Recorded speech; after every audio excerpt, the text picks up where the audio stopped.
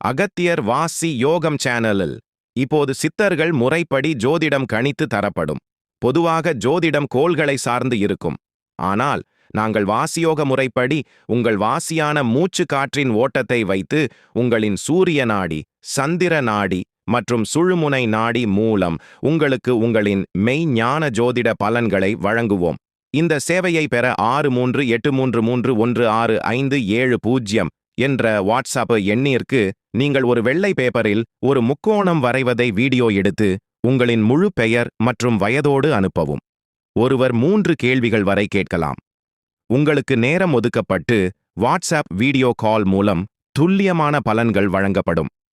அகத்திய மகானின் அருளோடு இந்த மெய்ஞான ஜோதிட முறைப்படி நீங்கள் உங்கள் பலன் அறிந்து அனைவரும் இன்புற்று வாழ வேண்டும் என்பதே அகத்தியர் வாசி யோகம் யூடியூப் சேனலின் நோக்கம்.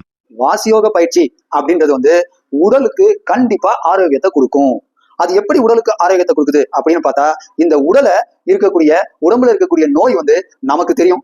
அதே மாதிரி டாக்டர் எல்லாம் செக் பண்ணுவாங்க. செக் பண்ணும்போது டாக்டருக்கு தெரியும். அவங்க ஸ்கேன் பண்ணி பார்ப்பாங்க, அதை பண்ணி பார்ப்பாங்க, இதை பண்ணி பார்ப்பாங்க, எல்லாருக்கும் தெரியும். அதை விட டாக்டரை விட நம்மளை விட ரொம்ப தெளிவா தெரிஞ்சது நம்ம உடம்புக்குள்ள ஓடக்கூடிய அந்த மூச்சு காத்துக்கு தான் தெரியும் நம்ம உடம்புல ஓடக்கூடிய நோய் எது அப்படின்னு.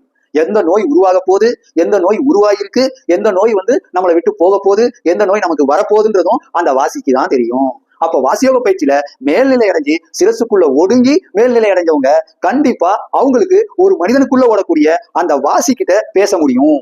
சிரசுக்குள்ள ஒடுங்கி மேல்நிலை அடையணும். அவங்கதான் இன்னொரு வாசி கிட்ட பேச முடியும். ஏன்னா அவங்க வாசியை அடக்கினாதான் நம்ம உடம்புக்குள்ள ஓடக்கூடிய மூச்சு காத்த நம்ம சிரசுக்குள்ள ஒடுங்கி மேல்நிலை அடைஞ்சாதான் அடுத்து ஓடக்கூடிய இன்னொருத்தர் மூக்குல மூச்சு விட்டுட்டு வருவாங்க. அவங்களுக்கு இருக்கக்கூடிய நோயை பத்தி அவங்களுக்கு தான் தெரியும்.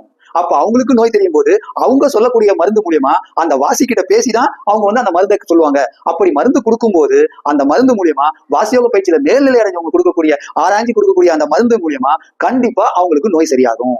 ஏன்னா வாசிதான் ஒவ்வொரு மனிதனுடைய நோயையும் சரி பண்ணணும். நல்லா தெரியுங்க. உடம்புக்குள்ள ஓடக்கூடிய அந்த உயிர் தான் இந்த உடம்புல என்ன நோயின்னு சொல்லணும். அது நல்லா தெரிஞ்சவங்க. அப்ப உடம்புக்குள்ள ஓடக்கூடிய அந்த உயிரான அந்த காற்று தான் நம்மளுடைய முழு நோயையும் வெளிப்படுத்தும். அப்ப அந்த காற்றின் மூலியமா பண்ணக்கூடிய அந்த மருத்துவம் தான் இந்த வாசியோக மருத்துவம். அப்ப வாசியில மேல்நிலை அடைஞ்சவங்க கண்டிப்பா ஒரு வாசிய என்ன மருத்துவம் செய்யலாம் அப்படின்னு அவங்க ஆராய்ச்சி சொன்னாங்கன்னா கண்டிப்பா அந்த மருந்து அவங்களுக்கு செயல்பட்டு அவங்கள ஆரோக்கியமா வச்சுக்கும்.